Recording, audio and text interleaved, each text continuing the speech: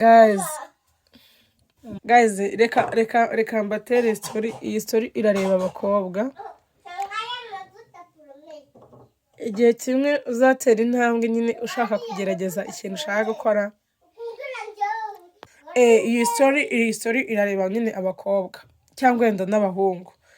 Igihe kimwe uzatera intambwe nyine ugatera intambwe ushaka kugira ikintu ukora, ariko mu bigaragara abantu bakareba bakabona ko ufite ubushake, bakabona ko ufite guys nyine nari nkibatura story buri ko uzatera intambwe ukora ku mukobwa ku muhungu, kuko ntago abakobwa aribo bahura n'ibigeragezo gusa, ntago aribo bahura n'ibicantege gusa, burya n'abasore byabaho.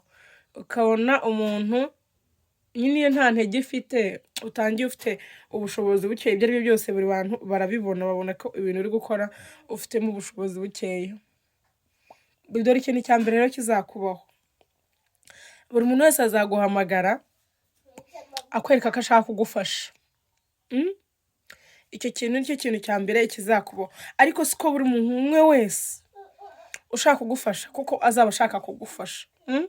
Harimo nyine kubera ko ntago yaza ngo akubwire akujyane mu bintu agushuka kugwishe gutyo diregiti, azaheraho intege nke zawe ziri. Zindi ibyo bintu muri kubyumva, azabanza ahereho intege zawe ziri. Nimba ubona nta gishoro ufite azakubwira ngo ariko se ngo buriya ngo biriya bintu byawe ngo ukora ngo buri umuntu ngaguhaye ngo bisaba nk'igishoro cyangahe. Abantu bazakubaza ibyo bintu no kubaza ngo bisaba igishoro cyangahe ni benshi, mana yanjye. Uzahura nabo utagira ukuntu bangana. Abantu bazakubaza ibyo bintu uzahura nabo utagira ukuntu bangana, ariko nimba uri umukobwa kenshi uzahura na abantu, uzahura nabo ni ba bantu baje bashaka ko akenshi bazaba bashaka umubiri wawe. Bazaba bashaka umubiri wawe, ntabwo bazaba bashaka kugufasha, kuko azaza akujisheho gatoya, then cyamugenzaga n'abantu abanye kukibona azahita yiciraho, cyangwa se naza akabona uko agutekereza ntago ari kuri, azahita acaho ariko ya support utayibonye. Burya umuntu ushaka kugufasha ashobora kureba akareba akavuga ati uyu muntu akeneye ibi n'ibi muri business ye, haraburamo iki ngiki. Mwoherereje nyine ahita bikora direct, ntago abanza kugusaba muhure, nta kiguzi nyine abanza kuguca.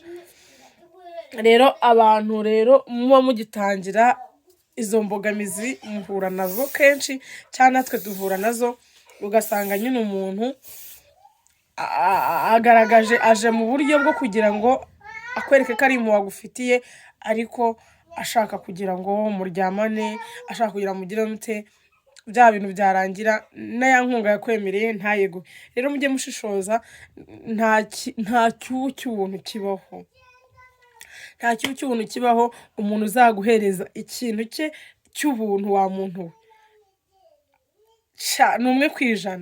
ni 1% pe. Noneho cyane abagabo kuko ntago yazanga ahita akubwira ati nagukunze ndashaka turyamana, ndashaka kugira gutya. Azanza kubwira ati sha ibintu ukora ndabikunda, wirya icyaro uvuga ati noneho mbonye umuntu utandukanye na ba bantu, mbonye umuntu mwiza, mbonye umuntu udafite imico mibi. Tutangira wirya icyaro ati mbonye umuntu wa nyawe. Nyuma yaho akubwira ati se biriya bintu ukoze nguhaye 500, wow, tutangira kwishima. Icyo nzi cyo nurangara gatoya azagutura hasi, nanagutura hasi na nkunga ntuyibone.